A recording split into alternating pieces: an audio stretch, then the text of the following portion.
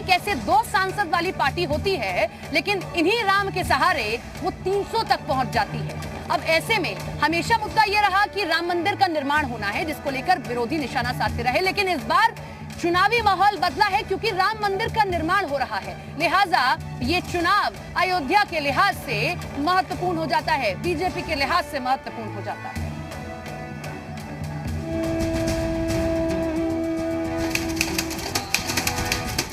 5 अगस्त 2020 यही वो तारीख है, ये वो तारीख है जो हमेशा के लिए इतिहास के पन्नों में दर्ज हो गई।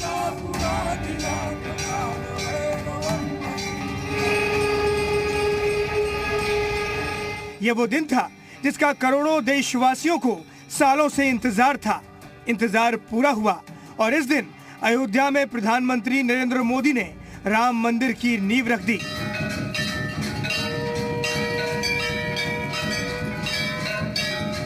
साथ ही यूपी में बीजेपी के लिए जीत की नींव भी रख दी,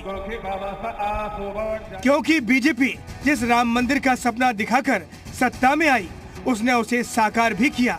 शायद यही वजह है कि बीजेपी अब राम मंदिर के सहारे यूपी में फिर से कमल खिलाने का सपना साकार करना चाह रही है। बीजेपी के फायर ब्रांड नेता और यूपी के मुख्यमंत्री योगी आदित्यनाथ भी अच्छे से जानते हैं कि अगर दोबारा सीएम की कुर्सी पर काबिज होना है तो चुनाव को 80 बनाम 20 करना जरूरी है। शायद यही वजह है कि वो यूपी में राम राज लाने की बात कर रहे हैं। अयोध्या में उमड़ा जन सैलाब प्रधानमंत्री मोदी जी के राष्ट्रवाद, विकास और सुशासन के माध्यम से राम राज्य की परिकल्पना को साकार करता हुआ दिखाई दे रहा है। यूपी में 4 चरण का मतदान हो चुका है। चारों चरणों में गन्ना, जिन्ना, गर्मी, चर्बी और आतंकवाद जैसे मुद्दे खूब उछाले गए। इन मुद्दों को लेकर पार्टियों में खूब तू-तू मैं हुई, लेकिन 5वें चरण तक आते आते यूपी चुनाव की लड़ाई अयोध्या पर आ गई है। बीजेपी ही नहीं, सभी पार्टियों ने अयोध्या को अपना लॉन्चिंग पैड बना लिया है। ऐसे में देखना यह है कि अयोध्या की लड़ाई में कौन बाजी मारता है। ब्यूरो रिपोर्ट, जी मीडिया।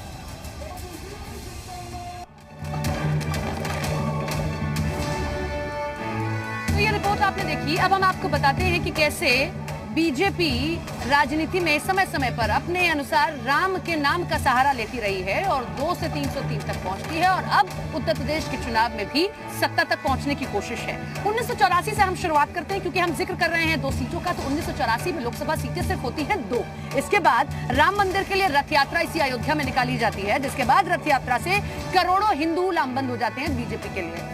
1989 लोकसभा चुनाव में 85 सीटें बीजेपी हासिल करती है। तो आप देख सकते हैं राम नाम के सहारे 2 से 85 तक पहुंची है। उसके बाद 36 साल में 218 गुना बीजेपी बढ़ जाती है राम नाम के सहारे। 2019 लोकसभा चुनाव में प्रचंड बहुमत मिलती है और 303 सीटों पर कमल खिल जाता है। इसके बाद अयोध्या में भव्य राम मंदिर बन रहा है, जिसकी तस्वीरें आप लगातार देख ही रहे हैं और जिसके सहारे कोशिश है कि इस बार भी 2022 के रण में बीजेपी लखनऊ तक पहुंच सके। अब हम आपको बताते हैं कि अयोध्या राजनीतिक ब्रांड का अड्डा आखिर कैसे समय समय पर भारतीय राजनीति में, उत्तर प्रदेश की राजनीति में बनता रहा है। उत्तर प्रदेश चुनाव 2022 के केंद्र में राम नगरी अयोध्या है। भले ही विरोधी यानी कि विपक्षी पार्टियां राम नाम का सहारा न लें, लेकिन समय समय पर वो भी यहां आती रही हैं। यहीं से अपनी चुनावी रैलियों का आगाज किया है। शुरुआत हम करते हैं कैसे चुनावी यात्रा, चुनावी समीकरण का अड्डा अयोध्या बना। बीजेपी ने अपने प्रबुद्ध सम्मेलन की शुरुआत के लिए अयोध्या को चुना। इसके बाद आप बसपा जाइए, जब वो ब्राह्मण सम्मेलन करती है तो उसे भी अयोध्या की धरती ही रास आती है। इसके बाद समाजवादी पार्टी की ओर से ये कहा जाता है कि राम के नाम पर वोट बटोरने का काम बीजेपी करती है, लेकिन साइकिल वालों को भी अयोध्या तक आना पड़ता है और यहीं से अपने चुनावी सम्मेलन का आगाज करना पड़ता है। अयोध्या से ही असदुद्दीन ओवैसी तक चुनावी शंखनाद करते हैं, जो समय समय पर हिंदुओं को लेकर बीजेपी पर निशाना साधते रहते हैं, लेकिन उन्हें भी अयोध्या ही आना पड़ता है उत्तर प्रदेश की राजनीति को साधने के लिए। आम आदमी पार्टी तक दिल्ली छोड़कर अयोध्या का सहारा लेती है और यहीं से तिरंगा यात्रा निकालती है। तो आप समझ सकते हैं कि अयोध्या भले ही ना सब कहते हो, लेकिन अयोध्या हर राजनीतिक पार्टी के लिए महत्वपूर्ण हो जाता है। अब अयोध्या के सियासी समीकरण हम आपको समझाते हैं। 5 सीटें यहाँ पर हैं। 5 सीटों के समीकरण सिलसिलेवार तरीके से हम आपको समझाते हैं। अयोध्या सदर की सीट 2017 में यहाँ कमल खिल जाता है, मिल्कीपुर सीट पर भी कमल खिलता है, बीकापुर सीट पर भी कमल खिलता है, गुसाईगंज रुदौली तक पर बीजेपी कमल खिला लेती है 2017 में। अब अयोध्या की लड़ाई आप देखिए, सदर से शुरुआत करते हैं जहां से हम ये बुलेटिन दे रहे हैं, और यहीं की लड़ाई सबसे दिलचस्प है। वेद प्रकाश गुप्ता बीजेपी से जीतते हैं 2017 में, और एक बार फिर से बीजेपी ने इन्हीं पर भरोसा जताया है। पवन पांडे को इस बार टिकट दिया गया समाजवादी पार्टी की ओर से, और कोशिश की गई है कि इस लड़ाई को बनिया बनाम ब्राह्मण किया जाए इस सीट पर खास तौर पर। रवि मौर्य को बीएसपी ने टिकट दिया है और रीता मौर्य को कांग्रेस ने टिकट दिया है। अब गोसाईगंज की लड़ाई आप देखिए, कौन कौन से प्रत्याशी उतारे गए हैं। आरती तिवारी को बीजेपी की ओर से, अभय सिंह को समाजवादी पार्टी की ओर से, और रामसागर वर्मा को बीएसपी की ओर से जो है अपना प्रत्याशी बनाया गया है। ये अयोध्या के समीकरण है। कल देखना होगा कि अयोध्या का मतदाता आखिर किसकी नैया को पार लगाता है, क्योंकि राम के सहारे पार होने की कोशिश सभी की है, लेकिन आखिरकार मतदाता को ही तय करना है। यूं तो बीजेपी का चुनाव चिन्ह कमल है, लेकिन इस चुनाव में आप देखिए कि बुलडोजर का सहारा लेने की कोशिश भी बीजेपी की ओर से की जा रही है, और ये कहा जा रहा है सत्ता में थे तब भी बुलडोजर चल रहा था, और सत्ता दोबारा आई तब भी बुलडोजर जोर शोर से चलेगा। कैसे माफियाओं पर कार्रवाई की गई। हाल ही दिन में मुख्यमंत्री की भी एक वीडियो सामने आती है जिसमें वो हेलीकॉप्टर में बैठे होते हैं और बुलडोजर को देखकर कहते हैं, देखिए मेरी सभा में लोग तो लोग, बुलडोजर भी आए हैं। ये रिपोर्ट आप देखिए।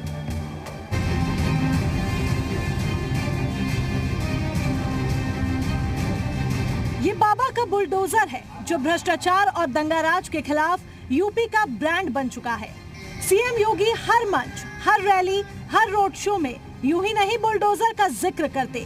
उसके पीछे संदेश देने की कोशिश है कि योगी राज में बाहुबलियों और काली कमाई से जुटाई गई संपत्तियों पर जीरो टॉलरेंस की नीति आगे भी जारी रहेगी। देखिए, आज फिर सीएम योगी ने समाजवादी पार्टी पर बुलडोजर वाला वार किया। और जो ये राशन खाने वाले हैं गरीबों का, भाइयों बहनों, इन्हीं के लिए हमने बुलडोजर बनाया है।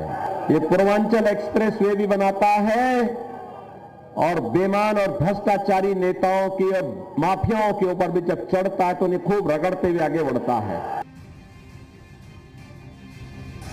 इससे पहले 25 जनवरी को भी जब सीएम योगी ने सुल्तानपुर की चुनावी रैली में एक बच्चे को अपने सिर पर बुलडोजर के आकार का खिलौना रखे देखा तो वो खुश हो गए। उन्होंने हेलीकॉप्टर पर बैठते हुए कहा कि ये बुलडोजर प्रदेश का विकास करेगा और माफियाओं का विनाश। देखो, बुलडोजर भी खड़े हैं मेरी सभा में।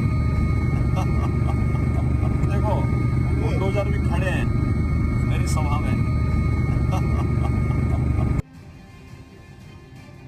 सुल्तानपुर में रैली स्थल पर 5 बुलडोजर देखकर योगी मुस्कुराकर बोले, 11 मार्च को पांचों विधानसभाओं में एक बुलडोजर भिजवा दूंगा। मैं जब आ रहा था मैं देख रहा था यहाँ पीछे 4-4 बुलडोजर खड़े हैं। 4-4 है, एक भी नहीं।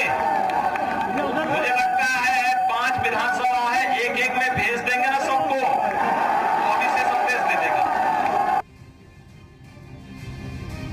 16 फरवरी को भी हमीरपुर में रैली करने पहुंचे सीएम योगी ने खुद रैली स्थल के बाहर खड़े बुलडोजर वाले बाबा के पोस्टर का जिक्र मंच से किया था। 18 फरवरी को सीएम योगी ने मैनपुरी में भी 10 मार्च के बाद बुलडोजर फिर अपने काम पर लगने की बात कही थी। 10 मार्च के बाद फिर बुलडोजर का काम जब प्रारंभ होगा, तब के लिए हम मरम्मत करवा रहे हैं, चिंता मत करो। अभी अखिलेश यादव खुद सीएम योगी को कई बार बुलडोजर वाले बाबा कह चुके हैं। वो तो बीजेपी को अपना चुनाव चिन्ह भी बुलडोजर रखने की नसीहत दे चुके हैं। सरकार को अपना चुनाव चिन्ह बुलडोजर रख लेना चाहिए। ये सबसे बड़ी उपलब्धि सरकार की है कि इनका पास बुलडोजर है। बुलडोजर में स्टीयरिंग होता है। अभी बुलडोजर इधर चल रहा है, स्टीयरिंग घूम जाएगा तो बुलडोजर किधर चलेगा। सपा का झंडा समझो होगा कोई जाना पहचाना गुंडा। आज जब बुलडोजर चलता है तो सबसे ज्यादा पीड़ा होती है समाजवादी पार्टी को और कांग्रेस। खैर, सत्ता और विपक्ष के बीच नूरा कुश्ती तो चलती ही रहेगी, लेकिन आंकड़े गवाही दे रहे हैं कि योगी सरकार अपने कार्यकाल में करीब 2000 करोड़ से ज्यादा की काली कमाई से बनाई गई अवैध संपत्ति पर बुलडोजर चला चुकी है। ब्यूरो रिपोर्ट, जी मीडिया।